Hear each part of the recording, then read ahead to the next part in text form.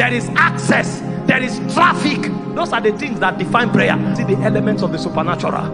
And that's why all our testimony of prayer today begins and ends with prayer.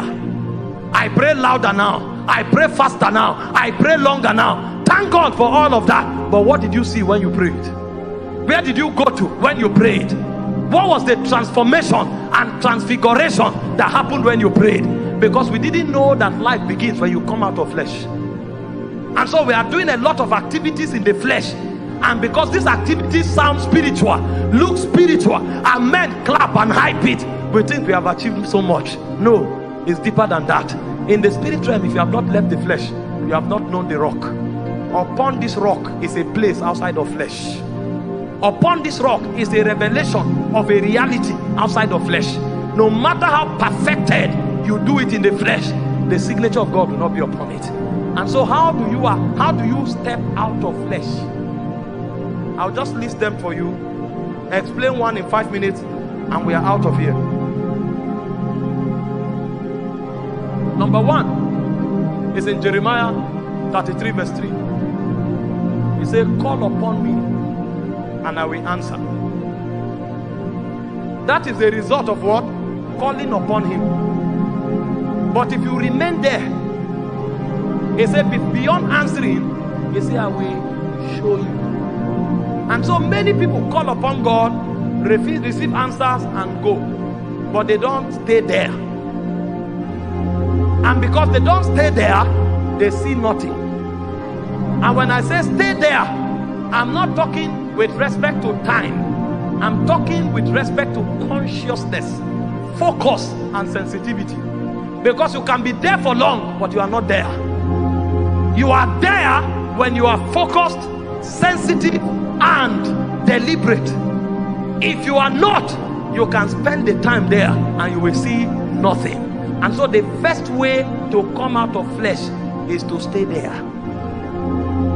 Too many people are in a rush because we have 5 gig now. Is it 5 gig or 5G network now?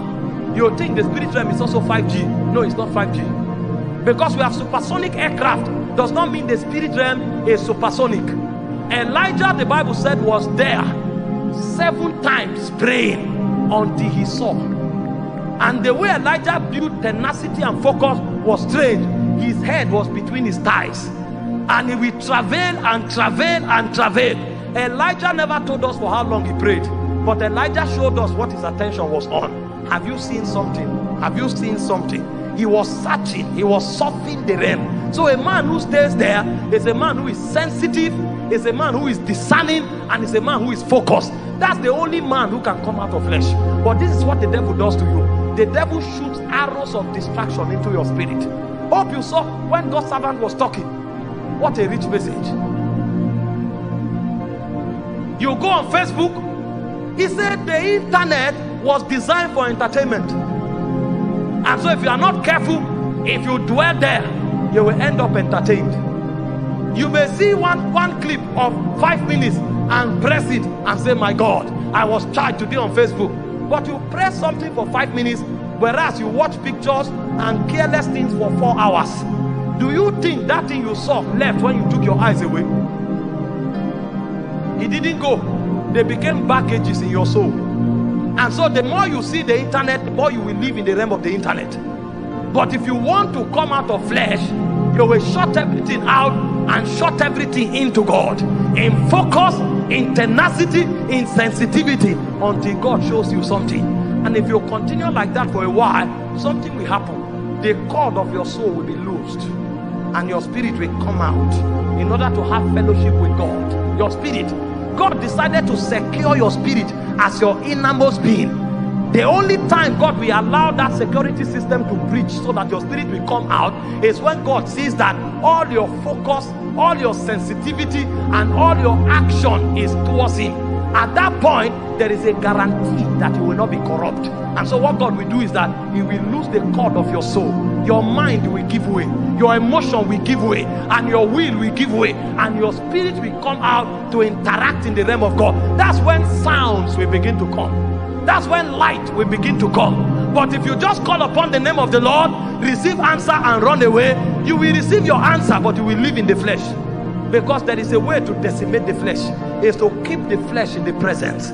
If you keep the flesh there for a long time, the spirit will have no choice but to come out. And when your spirit come out, the realities of the realm are open to you. That's when you can begin to write the story of your destiny. Everything you write outside that is a joke, because Moses was there. Moses wanted to kill the Israelites with stick. Do you know the power of Pharaoh? Do you know the authority of Pharaoh? Do you know the vengeance of Pharaoh? When Pharaoh showed up, he ran for his life. But when he ran, he discovered that the flesh profited nothing. That was when Moses found the way to Horeb. And in Horeb, Moses will go to the backside of the wilderness. And he was there. The moment there was a traffic in the spirit, he picked it. Because at this time, every baggage of Egypt, he had dropped it. If you still carry those things you touched in Facebook to the prayer altar, when you call God, he will answer. But until those baggages leave, you can't see.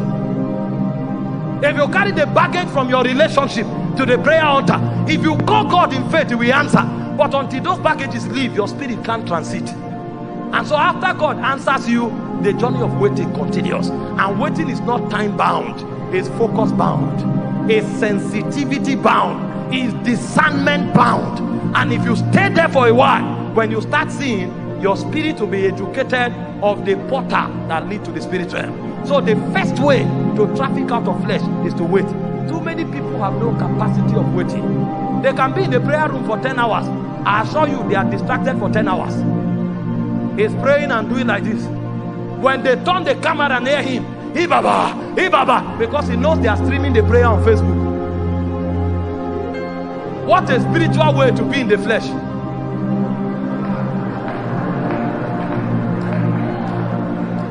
He's praying like a stranded man. But the moment they bring camera, that's a man of flesh. Ask him what is God saying, he doesn't know. Ask him where he's going to, he doesn't know. And he brags in prayer. You are a Pharisee. You want to come out? You must build sensitivity. You must build focus. And you must build discernment. You will stay there until the elements of your spirit man is awoken. That's where your reality is born. You will never come out of flesh. Listen, you don't come out of flesh from a Bible school. You come out of flesh when you wait in the presence.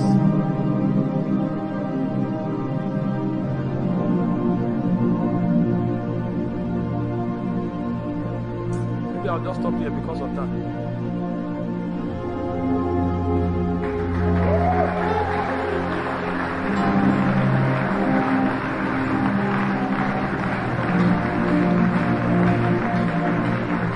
Let me explain something. The Bible said you were dangerously, terribly, scaringly, and wonderfully made. You know what it means? When you were made, nobody was there. He said, before you were formed in your mother's womb, he said, I knew you. So the person who was describing the action when you were made was not a man.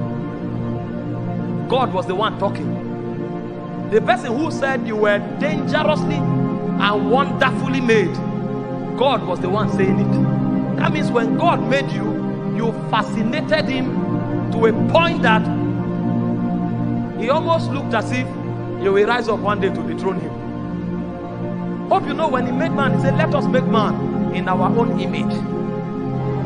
That means you'll be wrong 1,000 times if you say a man resembles anything apart from God. Anything, be it another man, anything you say a man looks like, you are wrong. The only thing the ideal man looks like is God in his glory. That's why John came and said, as he is, so are we.